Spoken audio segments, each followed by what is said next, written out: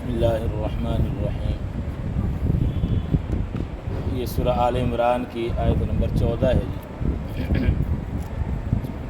اس آیت مبارکہ میں اصل جڑ اور بنیاد بیان کی گئی ہے برائیوں کی اور کفر اور شرک کو اختیار کرنے کی۔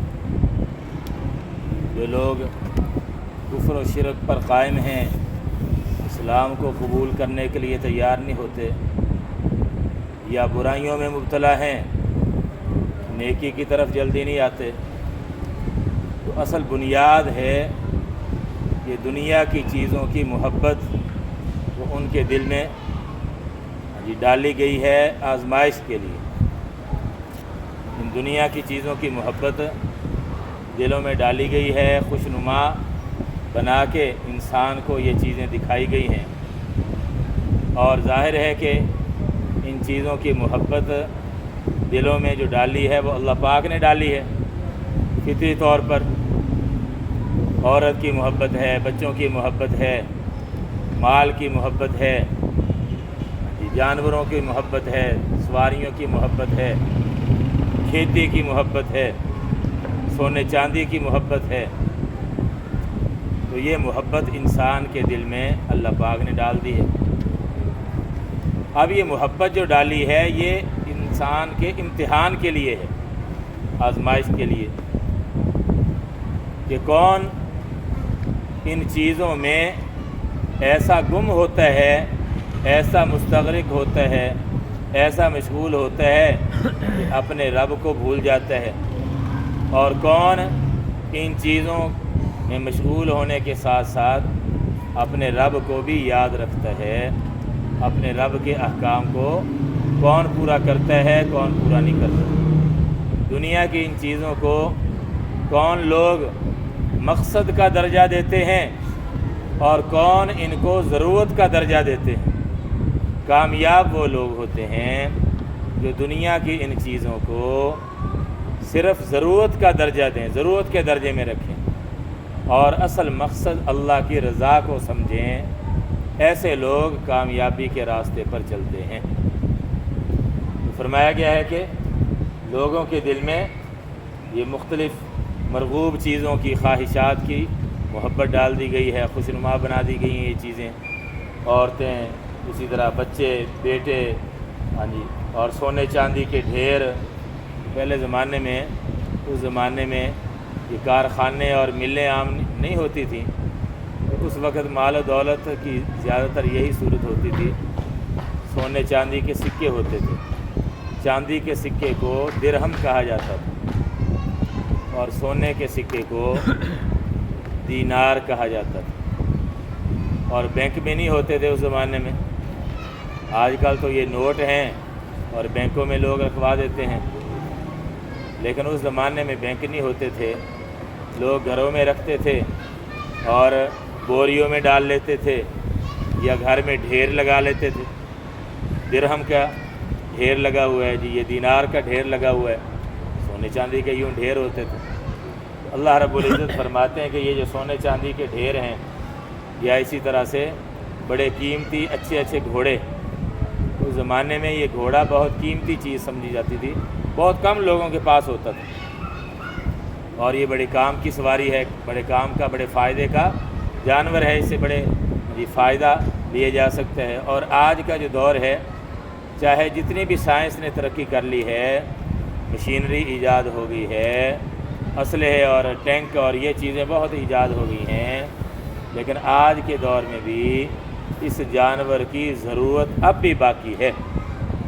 اس لیے فوج میں اب بھی اس کا اہتمام ہے، گھوڑوں کو پالنے کا، گھوڑیوں کو پالنے کا، اور گھوڑیوں کو پالنے پر بہت کچھ لوگ حکومت سے وصول کرتے ہیں۔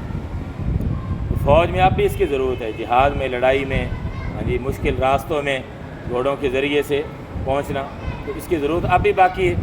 اللہ پاک نے اس جانور میں بڑی صلاحیت رکھی ہے، بڑا مفید جانور، جو قیمتی اس زمانے میں تو بہت زیادہ قیمتی ہوتا تھا، چونکہ ملتا بہت کم تھا، اور جو خاص قسم کے گھوڑے ہوتے تھے، وی آئی پی گھوڑے، ان پر کچھ نشان لگا دیا کرتے تھے لوگ، اس لیے اللہ پاک نے فرمایا والخیل المسومۃ، یہ جو نشان زدہ گھوڑے ہیں جی، یہ بھی تمہارے دل میں اللہ نے محبت ڈال دی ہے، یہ تمہیں بڑے اچھے معلوم ہوتے ہیں۔ عام دوسرے جانور چھپائے، بکریاں ہیں، گائے ہیں، بھیڑیں ہیں جی، اونٹ ہیں، یہ بھی قیمتی مال ہوتا تھا، اسی طرح کھیتی، تو یہ ساری چیزیں اللہ پاک فرماتے ہیں تمہارے دل میں محبت ڈالی گئی ہے، لیکن اس کو تم اصل مقصد نہ سمجھو، بس فائدہ اٹھانے کی یہ چیزیں ہیں عارضی طور پر۔ ذالک متاع الحیات الدنیا، دنیاوی زندگی میں چند روزہ فائدہ اٹھانے کے لیے یہ چیزیں اللہ پاک نے بنائی ہیں، وہ اصل آخرت کی نعمتیں ہیں، اصل مقصد ان کو سمجھو، اللہ کی رضا کو پیش نظر رکھو تاکہ جنت کی نعمتیں تمہیں مل سکیں۔ واللہ عندہ حسن المآب، اللہ کے نزدیک جی اچھا اور خوبصورت ٹھکانہ، حسین ٹھکانہ یہ اللہ کے پاس ہے، یعنی جنت کی صورت، اس لیے نظر اس پر ہونی چاہیے، سمجھداری کا تقاضا یہ ہے۔ اب یہ جو مختلف دنیا کی چیزوں کی محبت دل میں ڈال دی گئی ہے، تو اصل بڑا مقصد ہے اس کا میں نے عرض کر دیا کہ امتحان ہے انسان کا، اس کے علاوہ اور بھی اللہ پاک کی حکمتیں اس میں ہو سکتی ہیں، کئی حکمتیں علماء نے بیان کی بھی ہیں۔ دیکھو نا، اگر اہل و عیال کی محبت دل میں نہ ہوتی اور ان چیزوں کی محبت بالکل ہی نہ ہوتی، یہ دنیا کا نظام کیسے چلتا؟ اللہ پاک نے کشش رکھ دی ہے ان چیزوں کی انسان کے دل میں، تو اس کے نتیجے میں یہ دنیا کا نظام چل رہا ہے۔ مالدار کو مزدور کی ضرورت ہے، مزدور کو ضرورت ہے پیسوں کی، وہ صبح کو اٹھتا ہے، تلاش میں نکلتا ہے کہ کوئی کام مل جائے تاکہ اس کے نتیجے میں مجھے پیسے حاصل ہو جائیں، اور مالدار کو ضرورت ہے مزدور کی، وہ مزدور کی تلاش میں نکلتا ہے۔ دکاندار ہے، وہ تیاری کر کے جاتا ہے، دکان کھول کے بیٹھتا ہے تاکہ گاہک میرے پاس آئیں، چیزیں بکیں اور پیسے مجھے حاصل ہوں۔ اسی طرح اولاد کی محبت، بیوی بچوں کی محبت دل میں ہے، اگر یہ محبت نہ ہوتی تو ان کے حقوق انسان کیسے ادا کرتا؟ محبت ہے، اس کے نتیجے میں انسان بڑی بڑی قربانی دیتا ہے اولاد کے لیے، اہل و عیال کے لیے، محنت مشقت کرتا ہے اور رزق حلال روزی کما کے لاتا ہے بچوں کے لیے، تو یہ بھی ایک حکمت ہے۔ اسی طرح یہ دنیا کی نعمتیں اور دنیا کی چیزیں اللہ پاک نے جو بنائی ہیں، ایک ان میں حکمت یہ بھی لکھی ہے کہ دنیا کی ان خوشنما چیزوں میں انسان جب زندگی گزارتا ہے تو سوچتا ہے کہ اللہ پاک نے آگے جو جنت بنائی ہے ہمیشہ کے لیے، اس کی نعمتیں تو ان سے بہت اعلیٰ درجے کی ہیں۔ ما لا عین رأت ولا اذن سمعت ولا خطر علی قلب بشر، فرمایا کہ نہ کسی کان نے سنی، نہ کسی آنکھ نے دیکھی، نہ کسی دل میں خیال ہی گزرا، ایسی ایسی نعمتیں اللہ پاک نے وہاں تیار کر رکھی۔ تو ان چیزوں میں، ان دنیا کی نعمتوں میں آدمی وقت گزارتا ہے، ان کی کچھ لذت محسوس ہوتی ہے، پھر انسان سوچتا ہے کہ یار یہ دنیا کی عارضی ان نعمتوں میں اتنا مزہ ہے، اتنا سکون ہے، تو اللہ نے جو جنت کی ہمیشہ کی نعمتیں بنا رکھی ہیں وہ اس سے کروڑوں گنا زیادہ اچھی ہیں، وہ کتنی مزیدار ہوں گی۔ انسان کو شوق پیدا ہوتا ہے، ان چیزوں کو حاصل کرنے کی طرف بھی انسان کو رغبت ہوتی ہے۔ تو بہرحال یہ اللہ پاک نے انسان کے دل میں ان چیزوں کی محبت ڈالی ہے، تو بے شمار اس میں حکمتیں ہو سکتی ہیں۔ سب سے بنیادی چیز یہی ہے کہ امتحان مقصود ہے، اور یہ ضرورت کی چیزیں ہیں۔ مولانا رومی رحمۃ اللہ علیہ نے بڑی خوبصورت مثال سے اس کو سمجھایا ہے۔ ان کا فارسی کا ایک شعر ہے، اس کا ترجمہ میں عرض کر دیتا ہوں۔ وہ فرماتے ہیں کہ جیسے کشتی پانی میں ہوتی ہے نا، پانی کشتی کے ارد گرد ہوتا ہے یا نیچے ہوتا ہے، تو یہ کشتی کے لیے مفید ہے، پانی کے ذریعے سے کشتی آگے چلتی ہے نا، مفید ہے۔ لیکن اگر یہی پانی کشتی کے اندر داخل ہو جائے تو یہی پانی اس کو ڈبو دے گا، اس کے لیے نقصان کا ذریعہ ثابت ہوگا۔ اسی طرح یہ دنیا کی چیزیں، یہ دنیا کا مال و دولت، یہ بھی اسی طرح ہے، اگر ان کا غلبہ ہو گیا بہت زیادہ، انسان کے دل کی گہرائی میں ان کی محبت ایسی چلی گئی کہ انسان اپنے رب سے غافل ہو گیا، پھر تو یہ ایسا ہی ہے جیسے پانی کشتی کے اندر داخل ہو جائے تو اس کو ڈبو دیتا ہے. اسی طرح یہ مال و دولت اگر باہر رہیں دل کی گہرائی میں نہ اتریں پھر تو ہے یہ مفید. انسان ان سے بہت فائدہ اٹھاتا ہے. لیکن اگر اندر ان کو جگہ دے دی اور یہ چیزیں غالب آ گئیں، ان کی محبت غالب آ گئی، اللہ کی محبت کی طرف توجہ نہ رہی، تو پھر یہی انسان کے لیے خسارے کا اور نقصان کا ذریعہ بن سکتی ہیں یہ چیز. ترجمہ دیکھ لیں. زینا للناس، زینا فعل ماضی مجہول کا لفظ ہے. تزیین، اردو میں بھی آپ نے لفظ دیکھا ہوگا، تزیین و آرائش، خوبصورت بنانا، مزین بنانا، زینت سے یہ بنا، زینت سے بنا. تو زینا فعل ماضی مجہول، مزین کر دی گئی یا خوش نما بنا دی گئی کیا چیز؟ یہ آگے. تو للناسی لوگوں کے لیے، خوش نما بنا دی گئی لوگوں کے لیے.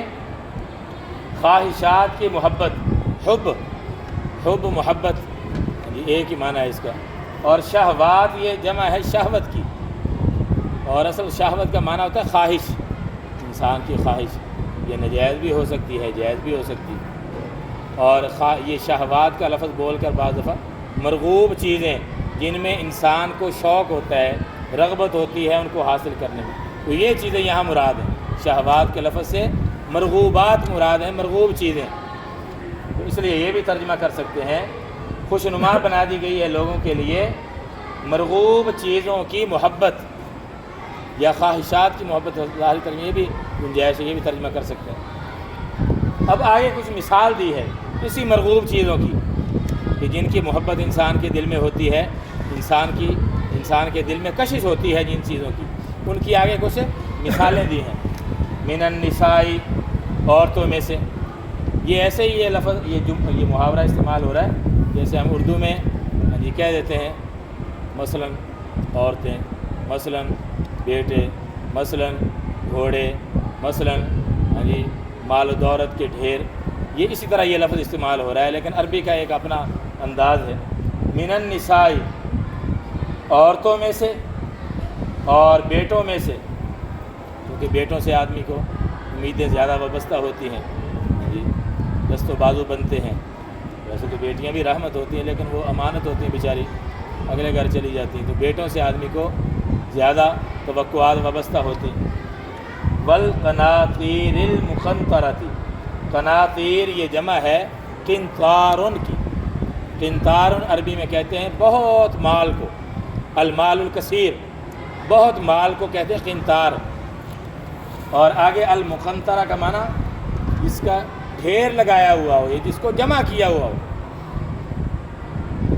تو والقناطیر المقنطرہ، اور ایسے بہت سے مال جن کو جمع کیا ہوا ہو یا جن کے ڈھیر لگائے ہوئے ہوں.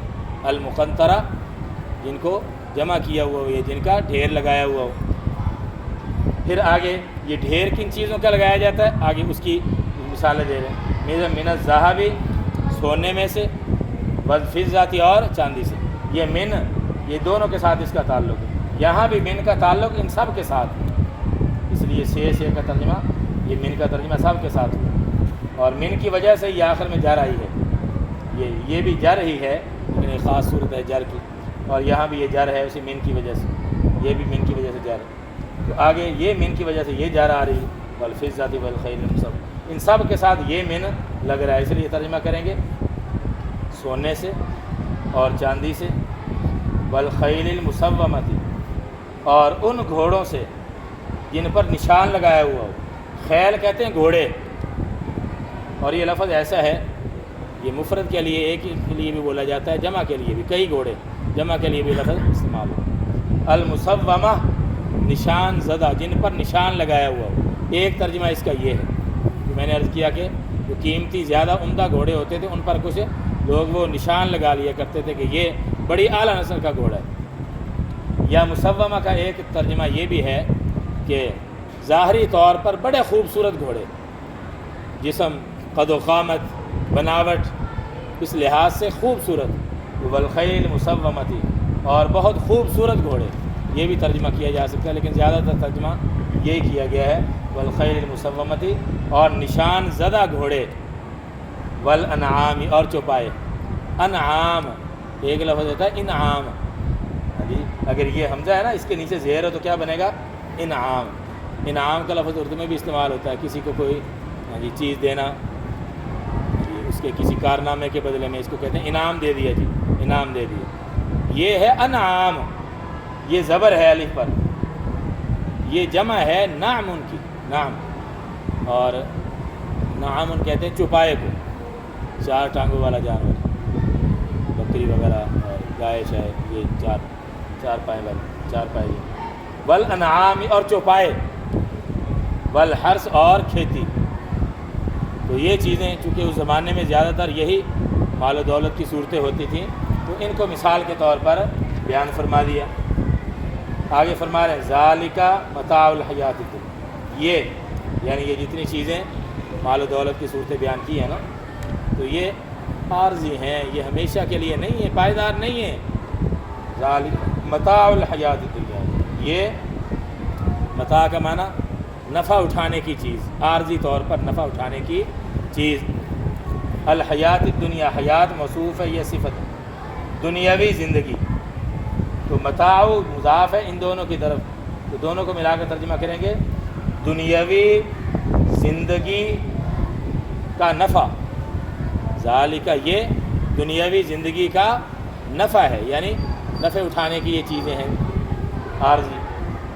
واللہ عندہ، اور اللہ عندہ، اس کے پاس ہے، حسن المآب، لفظی ترجمہ تو یہ بنے گا، مآب کہتے ہیں ٹھکانہ، جس طرف آدمی لوٹتا ہے، پناہ حاصل کرتا ہے، مآب، اور حسن کا معنی خوبصورتی، تو دونوں کو ملا کر ترجمہ یہ کیا جائے گا، اور اللہ اس کے پاس ہے ٹھکانے کا حسن، ٹھکانے کا حسن، یعنی بہترین ٹھکانہ وہاں ملے گا آخرت میں اللہ کے پاس۔ عندہ سے مراد آخرت میں اللہ پاک نے جو جنت کی صورت میں مقام تیار کر رکھا ہے، اللہ کی رضا کا مقام، وہ جنت کیا ہے جی؟